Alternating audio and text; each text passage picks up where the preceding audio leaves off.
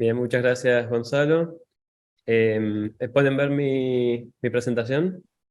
Bien, Sí, perfecto, se ve muy bien. gracias. Muchas gracias. Voy a tratar de cambiar aquí la configuración de Zoom para que me deje ver la presentación también a mí. Aquí está.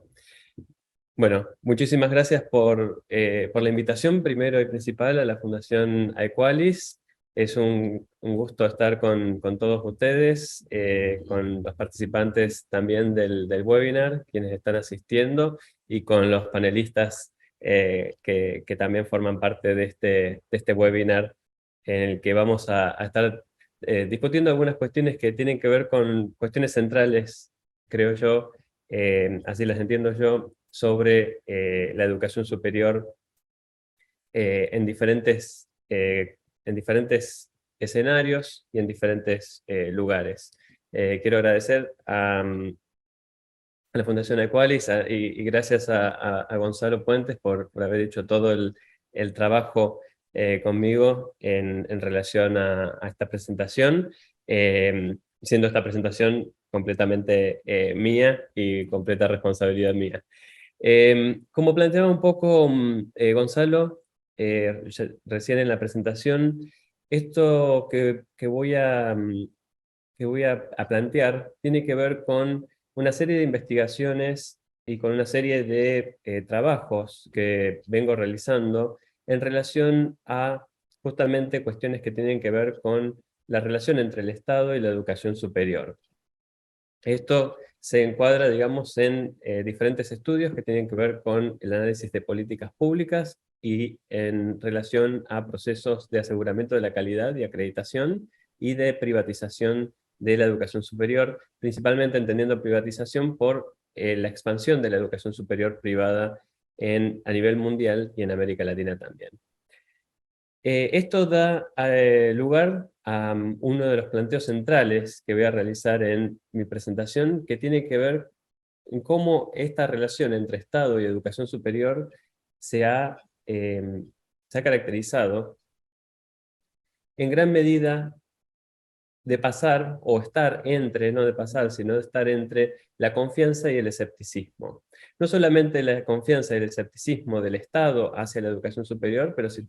sino también de la otra forma, de la educación superior, la confianza y, la educación, y el escepticismo de la educación superior en relación al rol del Estado en este área específico.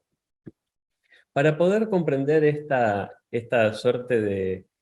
diferencias en cómo se han establecido las relaciones entre estos dos actores claves, creo que es muy importante plantear primero y principal cuál ha sido ciertos cambios que se han establecido a nivel internacional que tienen que ver con estas diferencias en la forma de relacionarse entre estos dos actores centrales. Uno de ellos tiene que ver con los procesos de masificación y universalización de la educación superior a nivel mundial. El otro tiene que ver con procesos de diferenciación horizontal y vertical, es decir, por medio de la privatización y por medio también de la creación de nuevos tipos de instituciones de educación superior, más allá de las universidades, que han generado que esta relación se modifique a lo largo del tiempo. En relación a la masificación y universalización de la educación superior, muchos de ustedes ya estarán familiarizados con esta información, pero me parecía que es muy importante plantearla desde un inicio y tiene que ver con cómo ha crecido la tasa bruta de matrícula en educación superior. Esto refleja el promedio mundial, donde ha pasado en solamente 4 décadas y media, desde 1970 al 2015, estos son los últimos datos disponibles publicados por la Unidad de Estadísticas del Instituto de Estadísticas de la UNESCO, de un 10% en 1970, esto es la matrícula, la tasa bruta de matrícula, es decir, el porcentaje de personas matriculadas independientemente de la edad en educación superior, en el rango de edad específico, 10% pasa en 2015 a más del 35% a nivel mundial, y con un crecimiento exponencial en las últimas décadas. Aquí se ve fuertemente cómo esos procesos de masificación y de universalización de la educación superior se han dado a lo largo del tiempo, y mucho más mucho más así en las últimas décadas. Por supuesto, hay diferencias muy grandes en términos regionales. En países o regiones más desarrolladas vamos a encontrar que la cobertura de educación superior en términos de matrícula bruta es cercana al 100% o cercana al 90% en América del Norte, principalmente Estados Unidos y Europa. Bien, en el caso de Estados Unidos, siendo un pionero en la masificación y universalización de su sistema de educación superior, a través, en gran medida, de instituciones que no son universitarias, que son los community colleges. Eso voy a plantear un poco, y voy a decir por qué eso es relevante cuando planteamos las funciones de las instituciones de educación superior y el rol del Estado en relación a ellas. Como verán, en relación al promedio mundial, estas dos regiones están muy por encima, duplican, y inclusive más que duplicar los promedios mundiales, el promedio mundial, y esto se ve expandiendo a otras regiones en vías de desarrollo, como América Latina, Asia-Pacífico, el, eh, el Medio Oriente y África del Norte, MENA por sus siglas en inglés. Están todos por encima del promedio mundial, y como verán, aunque esté mucho más cercano que las regiones más desarrolladas, sí lo que se ve en esos puntos es que hay un crecimiento, ha habido un crecimiento sostenido de la participación de la población en educación superior. El caso que todavía está mucho más relegado tiene que ver con una región muy desfavorecida como África subsahariana, con un promedio mucho más bajo que el resto de las regiones a nivel mundial. Y esto es, por supuesto, mostrando solamente algunas de las regiones en ese sentido. Por supuesto que en América Latina, si uno lo mira en términos de por países, esto se refleja en diferencias también en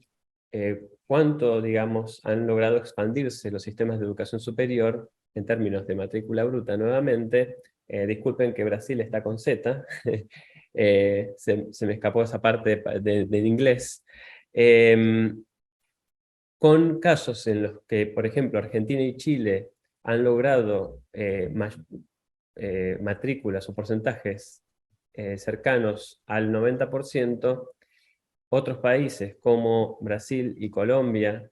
que han llegado o están llegando al 50%, y México más relegado con un 30%. En todos los casos estamos hablando de que en 1970, o sea, 4 décadas y media antes, hace 4 décadas y media, esos países solamente tenían o incluían en sus sistemas de educación superior a un porcentaje menor al 20%, en algunos casos inclusive menores al 10%, y han llegado al 90%, al 50% o al 30%, dependiendo de cada uno de esos países. Esto nos da una idea general de cómo los sistemas de educación superior a nivel mundial, a nivel regional y después a nivel de cada país han cambiado en forma cuantitativa, de una forma exponencial en los últimos años, lo cual tiene una relación en términos también de el crecimiento de instituciones. Este gráfico lo que muestra, que estoy mostrando aquí, tiene que ver con la existencia, el número, la cantidad de universidades en el mundo por sector. Allí el sector público es la línea continua, el sector privado es la otra línea, la discontinua, Y lo que muestra aquí es básicamente el crecimiento, y solamente teniendo en cuenta las universidades, no todas las instituciones de educación superior, lo cual también muestra que ha habido no solamente un crecimiento, el crecimiento, digamos, cuantitativo en términos de matrícula se ha visto reflejado también en el crecimiento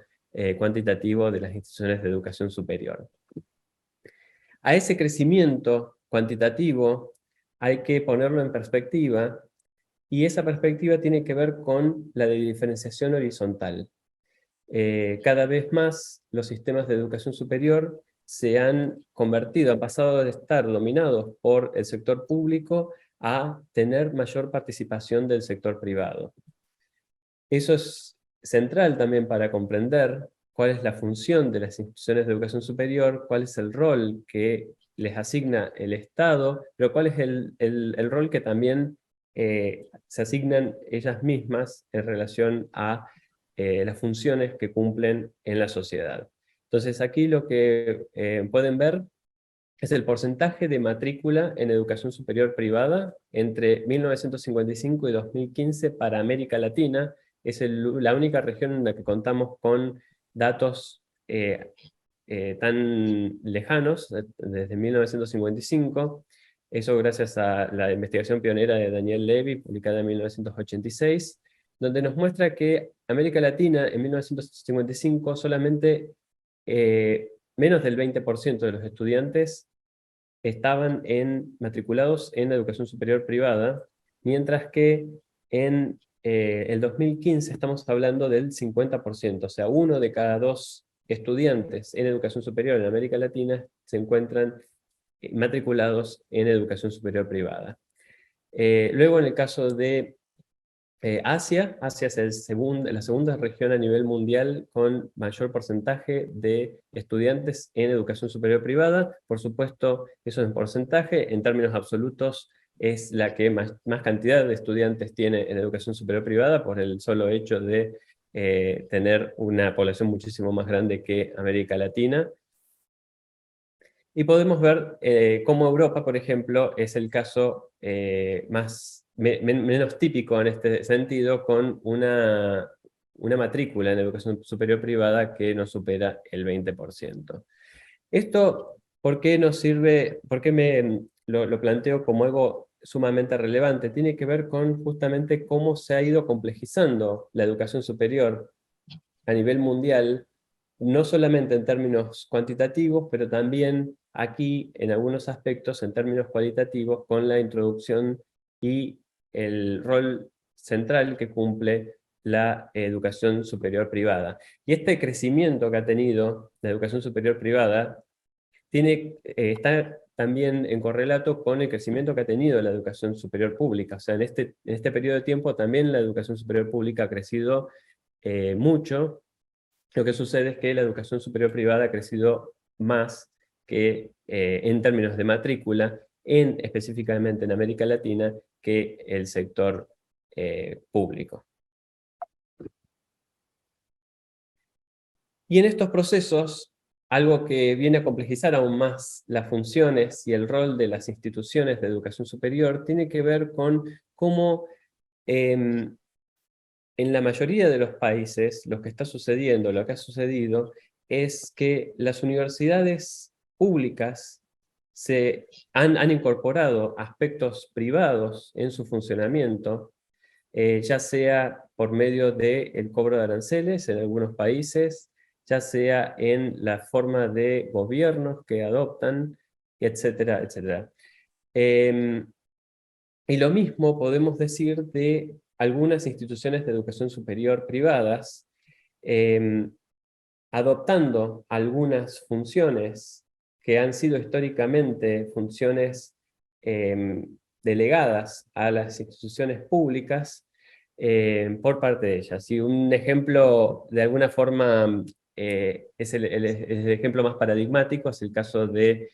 Chile con las universidades miembros del CRUCH, ¿no? En donde, bueno, desarrollan también investigación, en donde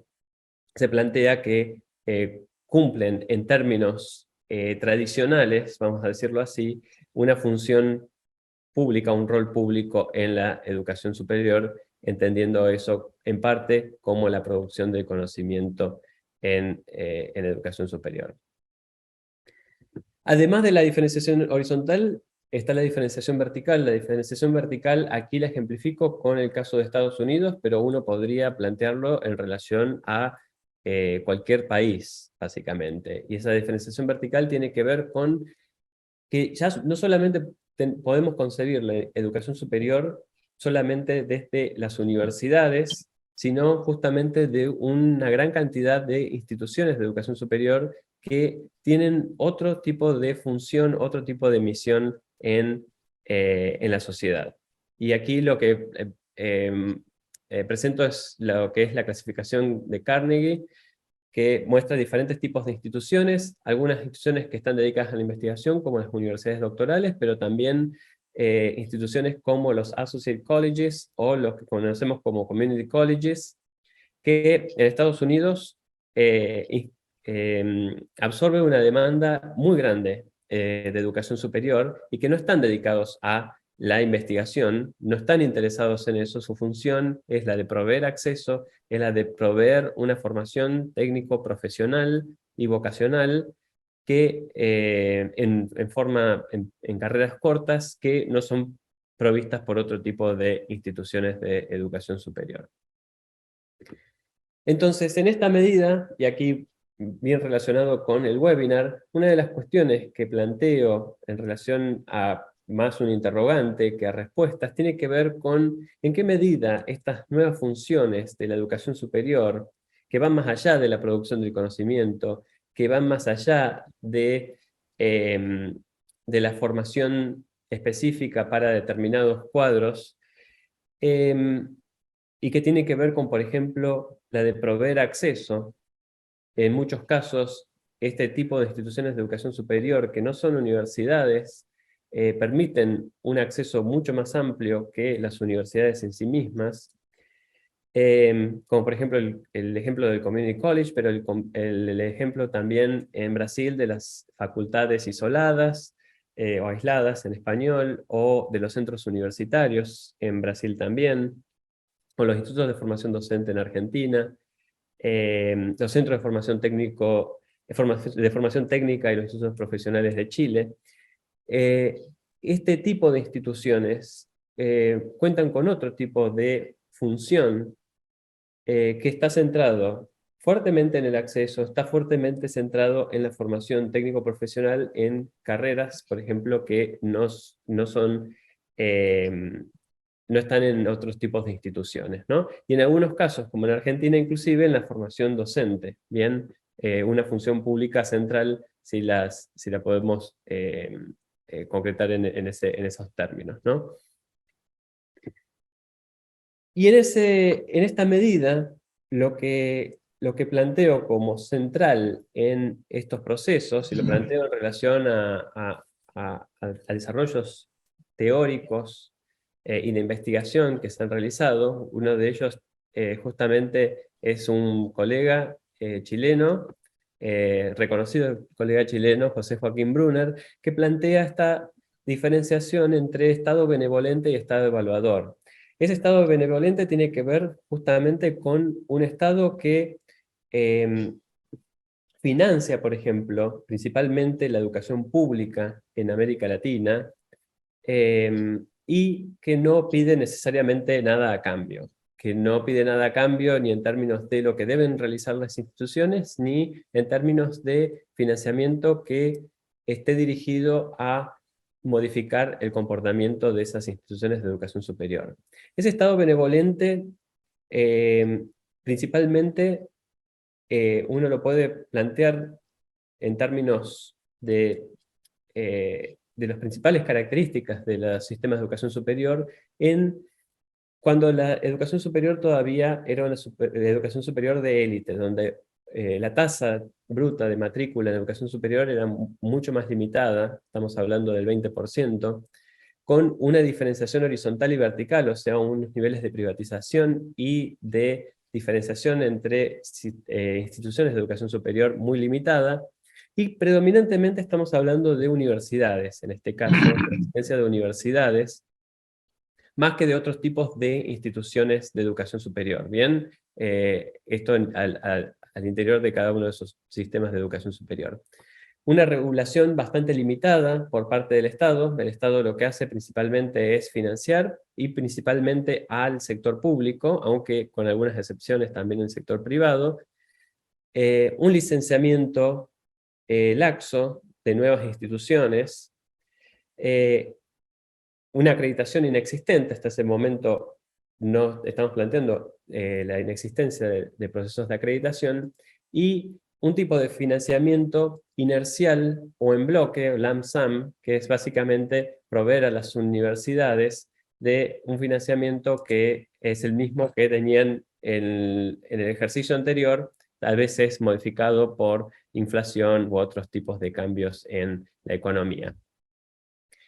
El Estado benevolente ha dado lugar, debido a todos los cambios que he enumerado en relación a la masificación, a la universalización, a la diferenciación horizontal y vertical, a la complejización de los sistemas de educación superior, a la creación de otros tipos de instituciones que no son las universidades, y al rol central que cumplen esas otras instituciones, y también a determinadas políticas y también lineamientos que generaron organismos de financiamiento internacionales que financiaron muchas de las reformas, dieron lugar a el paso hacia un Estado evaluador. Un Estado evaluador quiere decir un Estado que desconfía hasta cierto punto de la educación superior, de las instituciones de educación superior y de lo que están realizando, porque ya no solamente es este grupo más pequeño de universidades, sino que ya es una gran heterogeneidad y con mucha más cantidad de instituciones. En esa medida, la regulación es lo que plantea Daniel Levy, atrasada, delayed, en inglés. Básicamente es una regulación que viene a tratar de poner algún tipo de requerimientos mínimos, por ejemplo, para el licenciamiento, para la acreditación, y específicamente para el financiamiento se agregan mecanismos de financiamiento. O sea, no se eliminan el financiamiento inercial y en bloque, pero sí se agregan mecanismos de financiamiento competitivos y por rendimiento, aunque este tipo de financiamiento, estos mecanismos, nuevos mecanismos de financiamiento, relativamente nuevos mecanismos de financiamiento, no, generalmente representan un porcentaje muy bajo de los fondos que son asignados a las instituciones de educación superior.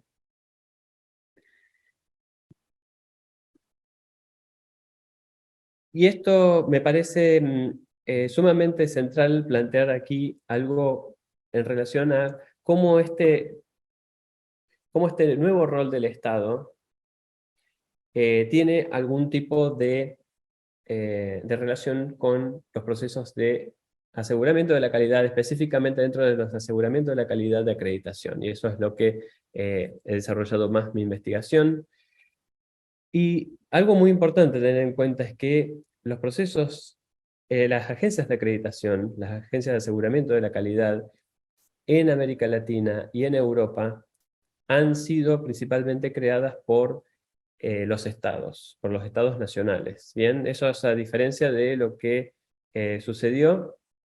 en Estados Unidos, que fue un nacimiento orgánico desde las mismas instituciones de educación superior. Bien, hay una diferencia central. Pero más allá de que hayan sido iniciativas de los estados nacionales, con un gran crecimiento en los 90 y los 2000,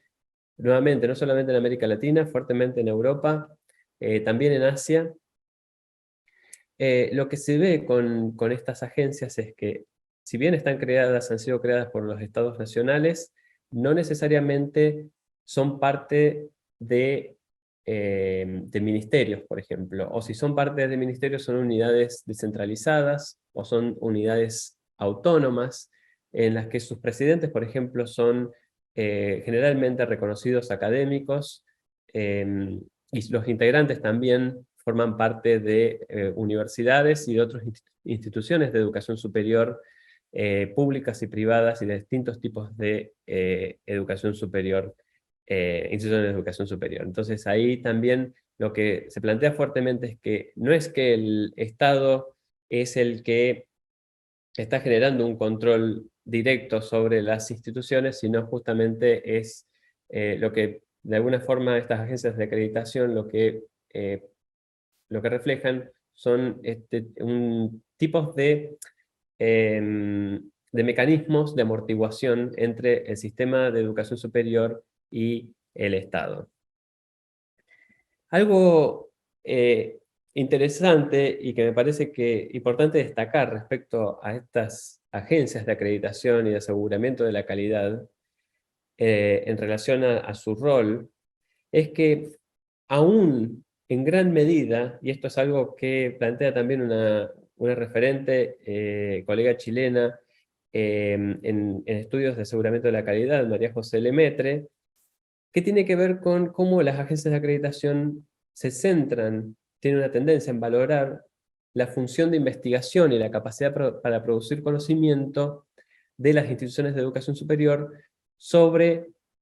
la misión y la función que tienen realmente las instituciones de educación superior más allá de las universidades. Y aquí es un punto central porque me parece que, si bien el paradigma ha cambiado de un Estado benevolente a un Estado evaluador y ha cambiado y se ha complejizado mucho más, se han complejizado mucho más los sistemas de educación superior a nivel mundial a través de la masificación, la universalización, la diferenciación horizontal y vertical. Esto no necesariamente se está viendo reflejado en cómo operan de específicas, políticas públicas específicas y, por ejemplo, agencias de acreditación o aseguramiento de la calidad, que, por ejemplo, no necesariamente tienen en cuenta la función que cumplen instituciones de educación superior que no son universidades o que son universidades pero que no desarrollan investigación y tienen capacidad para producir conocimiento como algunas universidades más en específico. ¿Bien? Y esto me parece muy importante compararlo con lo que sucede internacionalmente, lo que sucede específicamente en el caso de Estados Unidos, en donde la acreditación, por ejemplo, de los community colleges, que son estas instituciones que forman eh, eh, en carreras profesionales, técnico-profesionales y vocacionales de 2 años, que no tienen interés en desarrollar investigación, no tienen capacidad tampoco para hacerlo, y no es su misión, no es su función dentro del sistema de educación superior, son evaluadas, son acreditadas en relación a su función y a su misión. O sea, no se evalúa, digamos, cuántas publicaciones tienen los profesores de estas instituciones, por ejemplo. No se cuenta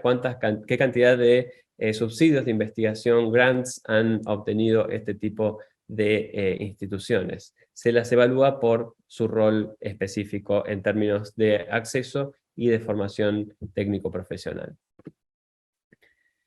Entonces, ahora sí, de alguna forma dándole lugar al panel, a continuar con esta conversación, y creo que, digamos, de alguna forma u otra, esta presentación, la idea era dejar más lugar a interrogantes, a que podamos seguir planteando cuáles son esos límites entre las funciones y el rol que tiene no solamente el Estado, sino también las diferentes instituciones de educación superior. Y una de las cuestiones que quisiera plantear tiene que ver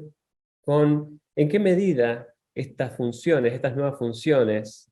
de la educación superior, de estas instituciones de educación superior, han modificado en la práctica ese rol público de las instituciones de educación superior. O todavía estamos considerando el rol público de la educación superior solamente aquello que estaba restringido a las universidades. ¿Bien?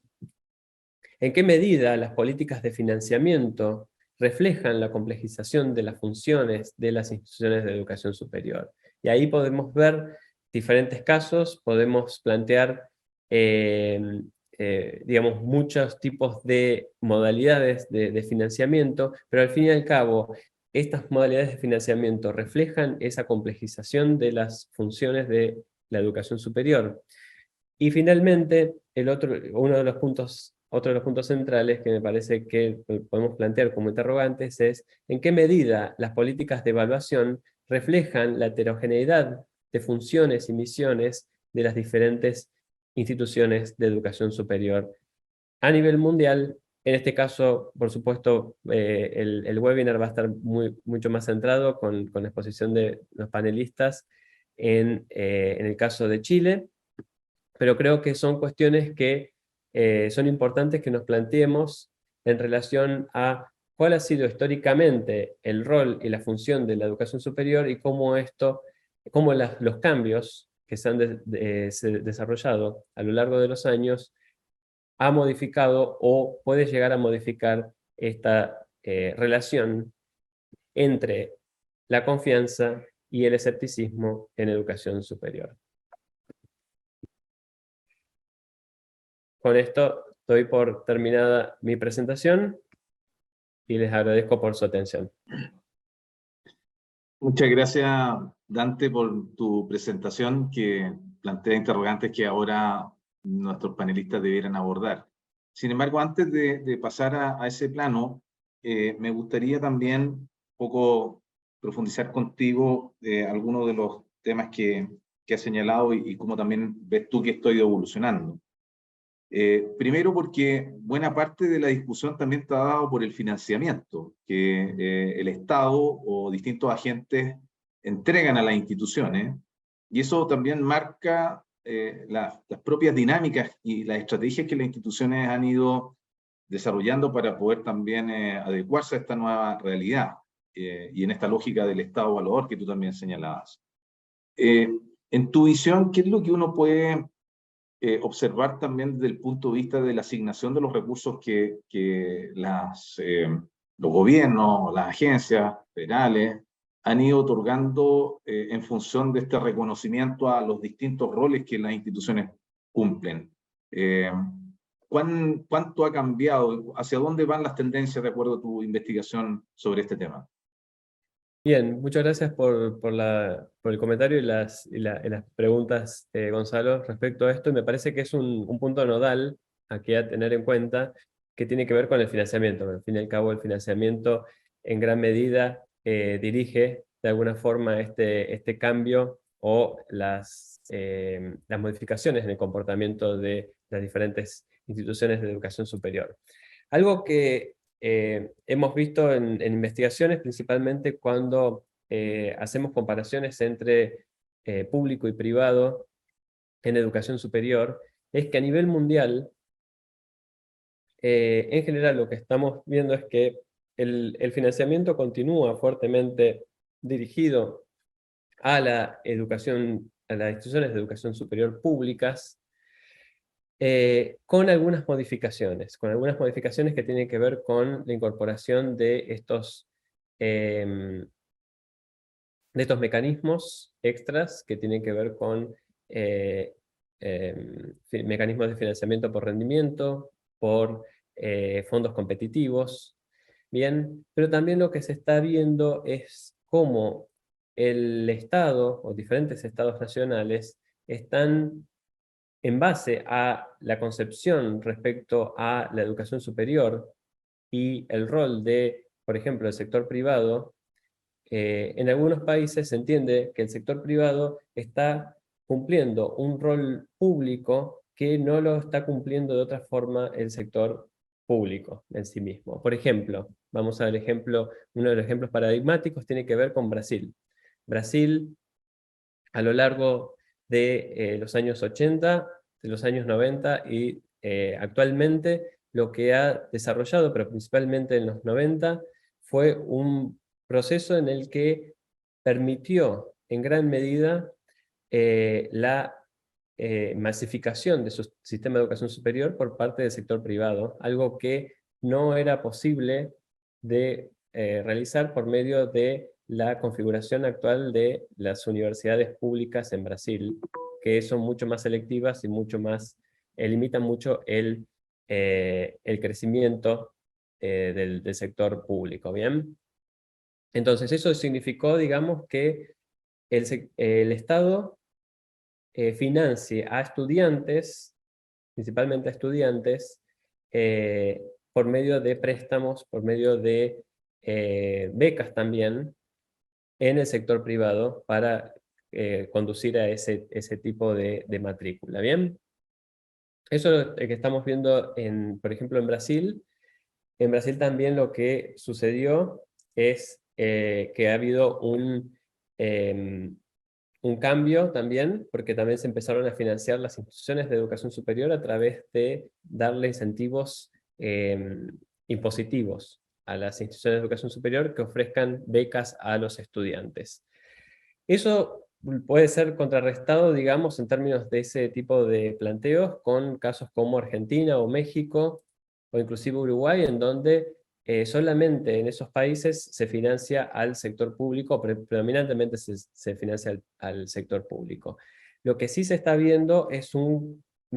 que cada vez más los estados están considerando de alguna forma la función pública que cumplen, el rol público que cumplen las instituciones de educación superior privadas en la sociedad. Algo a tener en cuenta, por ejemplo, y me parece importante referirlo a Estados Unidos, que generalmente es la excepción, creo que Chile en eso también es la excepción, que tiene que ver con cómo el financiamiento al sector privado y al sector público ha sido desarrollado de la misma forma, en Estados Unidos particularmente, que tiene que ver con el financiamiento por medio de préstamos, por medio de becas a los estudiantes, ¿no? Pero también aquí en Estados Unidos ha habido un cambio importante en los últimos años respecto a cómo se regula el sistema de educación superior y cómo se lo financia, y que tiene que ver con el rol del Estado federal, que es el principal financiador de la educación superior a través de préstamos, y tiene que ver con cómo esas políticas han cambiado de pasar de ser políticas de Estado a ser políticas de gobiernos. Y esto me parece que es muy importante señalar cómo ha habido cambios importantes en cómo conciben el Partido Demócrata y el Partido Republicano las gestiones que han estado a cargo del Poder Ejecutivo Federal en Estados Unidos con el Partido Demócrata. Por ejemplo, en la era Obama,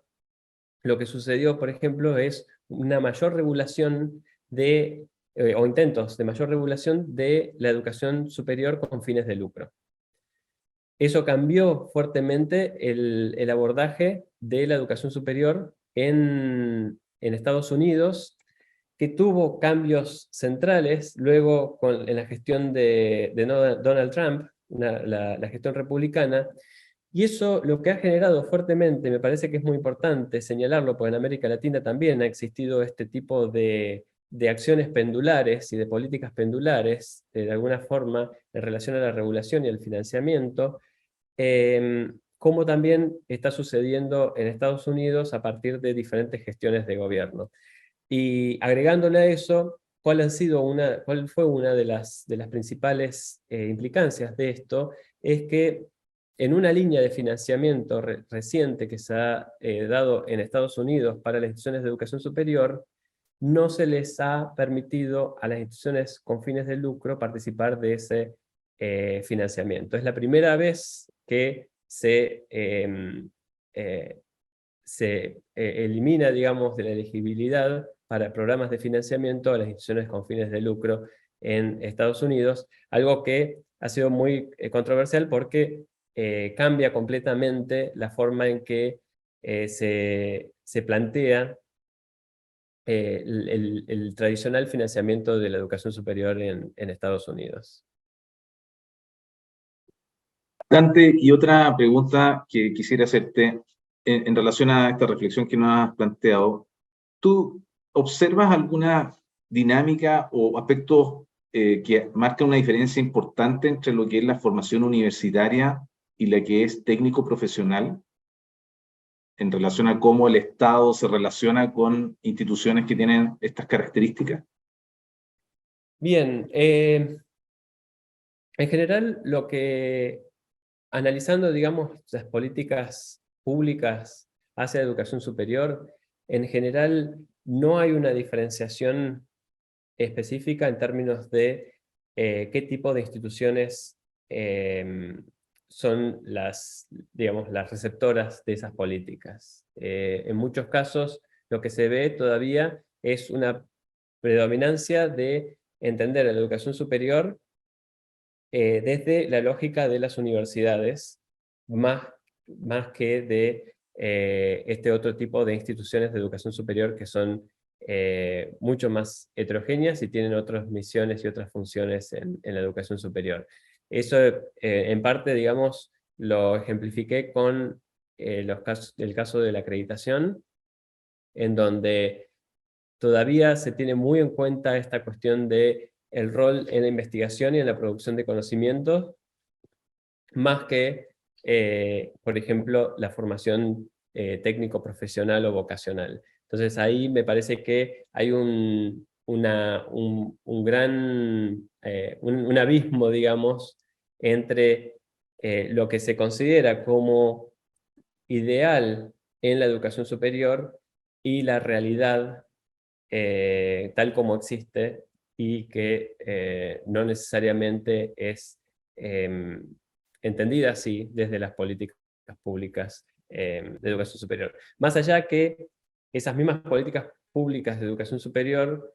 se benefician de este tipo de instituciones de educación superior que tienen formación técnico-profesional por el rol que tienen, que cumplen en proveer acceso, un acceso que muchas veces no lo permiten las universidades más tradicionales, por así decirlo.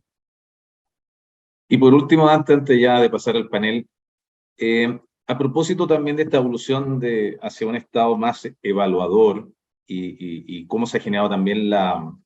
dinámica entre las instituciones estatales y privadas que han ido absorbiendo también este crecimiento de la matrícula, ¿cuáles son las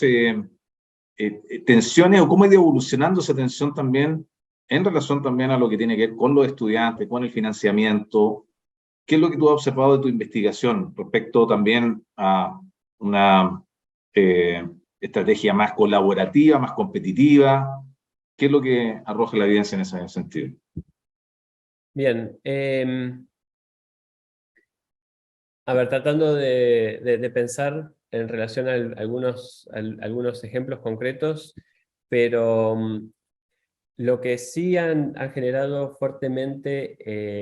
las agencias de acreditación por la forma en que han, digamos, encarado estas cuestiones, tienen que ver con primero principal, bueno, hay un cierto punto que tiene que ver con la promoción de la competencia, y es algo que desarrollo en mis investigaciones, que tiene que ver con cómo esta regulación del Estado evaluador es una regulación no necesariamente en términos de proveer el servicio o proveer la educación superior, sino es una regulación para promover la competencia. Una regulación para promover la competencia que tiene que ver con la generación y la disponibilidad de información que antes no existía, bien, reducir la asimetría de información, que es uno de los componentes centrales de la competencia, pero también de la generación de rankings de facto, más allá de que a veces no sean rankings en sí mismos, pero sí por los niveles de cumplimiento de los estándares, las diferentes instituciones o los programas o las carreras son rankeadas necesariamente. Lo que genera es justamente, es lo que intentan de alguna forma, es generar mayores niveles de información para que de alguna forma en este sentido, y desde una lógica mucho más de mercado, que ha influido muchísimo estas políticas, tenga que ver más con informar al consumidor, de alguna forma, ¿no? El estudiante como consumidor y el estudiante teniendo más información sobre las diferentes ofertas existentes, ¿bien? Algo que ha pasado fuertemente, y esto es reflejo también de parte de mi investigación de colegas, tiene que ver con cómo las diferentes instituciones de educación superior han tratado de adaptarse a a los requerimientos de las agencias de acreditación, ¿no? Y uno de los ejemplos que siempre traigo a colación tiene que ver con, por ejemplo, en Argentina, con la acreditación de carreras de posgrado, se plantea que las carreras de posgrado, todas las carreras de posgrado deben desarrollar investigación. Y es algo muy interesante porque, por ejemplo, las carreras más profesionales, más alejadas de la investigación en su práctica, como por ejemplo los másters en administración de empresas, los MBAs, no desarrollan. Sus profesores en general son, forman parte, por ejemplo, de empresas, son CEOs de empresas, son gente que está trabajando y que tiene experiencia profesional y también han tenido formación en administración de empresas, pero no necesariamente producen papers, ¿no? No necesariamente obtienen subsidios de investigación,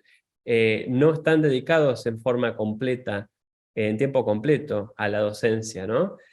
La agencia de acreditación, los estándares, plantea que lo deseable es justamente que las carreras de posgrado tengan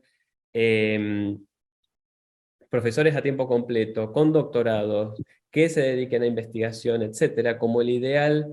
que debe ser, al que se debe llegar en estas carreras de posgrado, ¿no? En todas las carreras de posgrado. Claro, ¿qué sucede? Estas carreras específicas no tienen ese interés siquiera en llegar a ese ideal, entonces buscan formas también de adaptarse a las regulaciones existentes, ¿no? Entonces, por medio de muchas formas, de muchas formas que forman parte, digamos, de resultados de investigación, lo que hacen es, bueno, estas organizaciones estas carreras, para poder continuar su subsistencia, se adaptan de diferentes formas a estos requisitos, ¿no? Pero en general lo que sí se está viendo fuertemente es que con estas agencias de acreditación, en gran medida lo que pasa es no un cambio en el rol del Estado en términos de benevolente, de financiar al sector público y no pedir nada a cambio al evaluador, no tiene que ver con la provisión en sí misma de la educación superior, sino justamente de la regulación para promover más aún la competencia entre instituciones de educación superior y de carreras.